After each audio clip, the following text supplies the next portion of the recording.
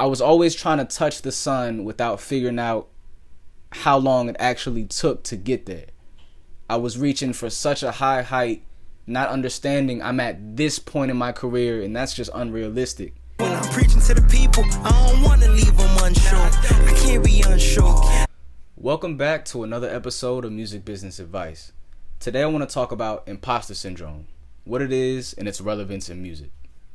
Imposter syndrome, often referred to as imposter phenomenon or imposterism, is a psychological pattern in which individuals doubt their accomplishments, abilities, or talents and have a persistent fear of being exposed as a fraud or as someone who doesn't deserve their success. People with imposter syndrome tend to attribute their achievements to luck, timing, or other external factors rather than acknowledging their own skills and efforts. Perception of natural talent. There's a common misconception that musical talent is an innate gift rather than a skill that can be developed through practice and dedication. Musicians who believe they must possess inherent talent may feel like imposters when they encounter challenges or setbacks. I was never the type of student to get honor roll or straight A's, especially later on in my school career. There were some students who never studied for a test, never asked for notes, never raised their hand or asked questions, and seemed to pass everything, where I'm over here making flashcards, highlights in my book, going to my teacher's office hours, and still seem to only manage to get a C or a B on rare occasions. It used to bother me seeing how easy it was for people doing the bare minimum to exceed these classes, to not have to ask questions, until I realized it wasn't, there was no major difference. It was just some people were better at math, some people were better at foreign language than I was, and I had to go the extra mile to keep up, and that's what it was. The same goes for you as an artist. There's going to be some people that perform a little bit better, some people that have better money management, that tour better, that sing better, that rap better, but hard work beats talent every time. Work at your craft. Don't look at how other people are. Don't compare yourself in general. You are in competition with you and you alone. So now that we have an idea of what imposter syndrome is, let's go over how to recognize it in yourself as well as in others. High standards. Look for patterns of perfectionism where you or someone else consistently expects exceptionally high standards and feels like a failure if those standards are not met. You should never be walking into your sessions expecting to make a hit. You're going to take all the joy and the fun out of the process.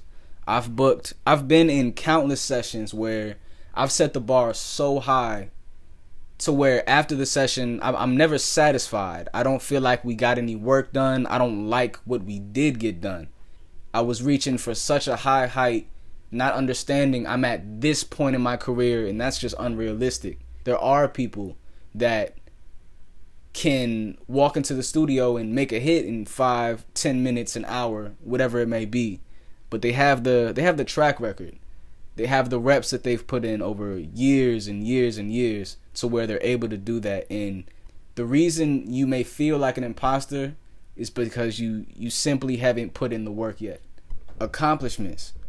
Notice if accomplishments and successes are attributed to external factors like luck, connections, or help from others rather than recognizing personal skills and efforts. The universe is only going to give you what you can handle. All the accomplishments, awards, recognition from people you know and people you don't, those are your wins. Don't attribute them to somebody else or the other people in the room because they're at a higher level than you, whatever that means. You're only in competition with yourself. So let's talk about how to get over it. Let's see how we can get to the bright side of things. Conversation. Encourage open conversations with yourself or others about feelings of competence and self-worth. Sometimes discussing these feelings with trusted friends, mentors, or mental health professionals can help identify imposter syndrome before it gets out of control. Reflection. Engage in self-reflection and journaling to explore your thoughts and emotions related to your achievements and capabilities. Ask questions like, why do I doubt my abilities? Or what evidence supports my feelings of being an imposter? And lastly, professional help. Consider seeking professional help if imposter syndrome is significantly impacting your mental health, self-esteem, or daily life. A therapist or counselor can provide guidance and strategies for overcoming imposter syndrome. So how has this thing that's affected so many of us, so many people in our industry, affected you? Do you feel like you are, you're supposed to be where you are? Do you feel beneath people? Do you feel right where you're supposed to be? Do you feel like an imposter? When I'm preaching to the people, I don't wanna leave them unsure. I can't be unsure.